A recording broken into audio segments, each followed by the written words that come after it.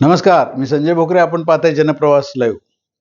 राज्यातील सरकार हे जावं, परिवर्तन व्हावं, ह्याच्यासाठी विरोधी पक्षात बरीच खलबतं चालू आहे. ही बातमी फार महत्त्वाची आहे. आणि JDU म्हणजे जरांगे, दिपके, उद्धव ठाकरे, JDU SR म्हणजे शरद पवार आणि राहुल गांधी. JDU SR असं मी म्हटलं गेले. म्हणजे हे मी म्हटलेलं नाही आहे, हे म्हणतायत. असं आता ते तयार व्हायला लागलेलं आहे. आणि सत्ता परिवर्तन म्हणजे कसं, आणि उदाहरणं देत आहेत. अडीच वर्ष, जसं 2.5 वर्ष महाविकास आघाडी आली, 2.5 वर्ष परत देवाभाऊनी हे उलटून लावलं, आणि परत आता हे 2.5 वर्ष झाली की आता महाविकास आघाडी येणार. अशा पद्धतीचे आता ते मांडे खात आहेत म्हणायचं का खरोखर व्यूहरचना आहे तर दिसायला तर लागले. आता विरोधी पक्ष आक्रमक तर व्हायला लागलाय. आणि देवाभाऊ शांत आहेत. देवाभाऊ हे कसं आता संकट आलं किंवा त्यांची कसं परतवून लावायचं, मी म्हटलंय हे राजकारण आलं तरी देवाभाऊ हे आव्हान पेलणार का, हे मी आता म्हटले ना. ते आव्हान पेलू शकतात, पण कारण कशी भांडणं लावायची, काय करायचं, कुठं काय करायचं, हे कूटनीती असते, हे राजकारण असतं, आणि ते कुणीही करावं ना. परंतु तसं म्हटलं तर आता जरांगे आक्रमक आहे. दिपकेंचं आंदोलन बघितलं देशानं सगळ्या. सरकारला 2 पावलं मागे यायला लागलं ना, का नाही यायला लागलं? यायला लागलं.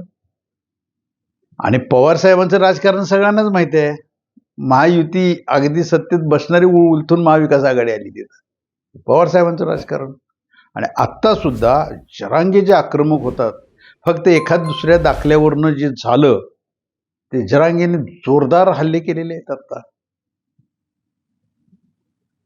बावनकुळ्यांना सुद्धा रडकुंडीला आणले त्यांनी, असंच म्हणावं लागेल.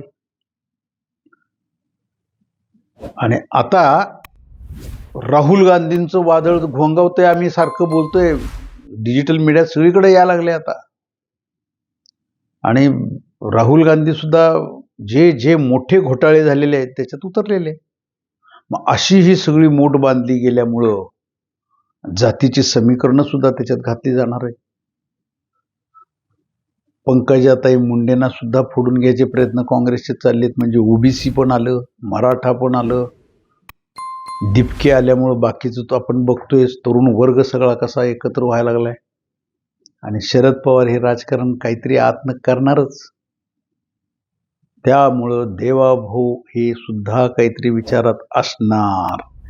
आणि आता गिरीश महाजन सारखा त्यांचा संकटमोचक सुद्धा अडचणीत यायला लागलेला आहे.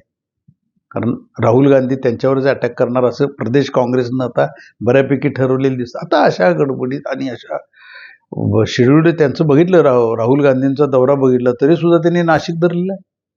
म्हणजे काहीतरी गडबड आहे. कुंभमेळा हा फार हिंदू धर्मियांचा महत्वाचा विषय आहे ना, तो भावनिक विषय. आणि तिथं घोटाळे होत असतील, तिथं सगळा भ्रष्टाचार होत असेल तर राहुल गांधी कसे गप्प बसतील? काँग्रेसने हे धरलंय कारण जनतेचा पैसा आहे, असंच आहे. पण आता मुख्य राजकारण जोरदार चालू झालेलं आहे महाराष्ट्रामध्ये. आणि महाविकास आघाडी पुन्हा सत्तेत आणायची. उद्धव ठाकरे त्यांना आता कोर्टामधनं दिलासा मिळाला तर फारच आक्रमक होणार आहेत.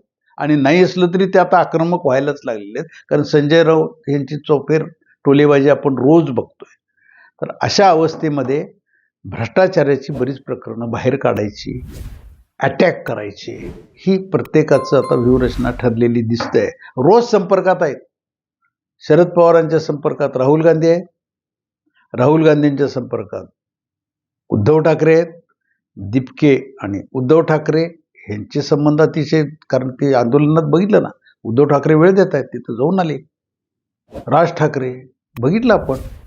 ही सगळी ताकद शिवसेनेची, बाळासाहेब ठाकरे म्हणजे उभाटा, ही त्यांच्या मागे उभी केली त्यांनी. मुंबईत बघितलं आपण कसे एकत्र आले सगळे, तरुण वर्ग कसा एकत्र आला. आणि जरांग यांची तर ताकद निर्विवाद सत्य आहे.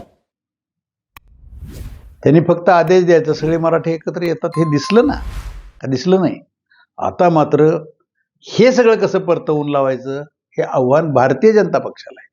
कारण भारतीय जनता पक्षातले घटक पक्षातले मंत्री सुद्धा आता ओरडायला चालू केले. आणि ह्या सगळ्याला कारण ठरणारे जे काही बडी मंडळी आहेत, काही अधिकारी आहेत, जे फासाला द्यायला राजकारण्यांना, ते सगळं आता काहीतरी उघड होण्याची शक्यता आहे.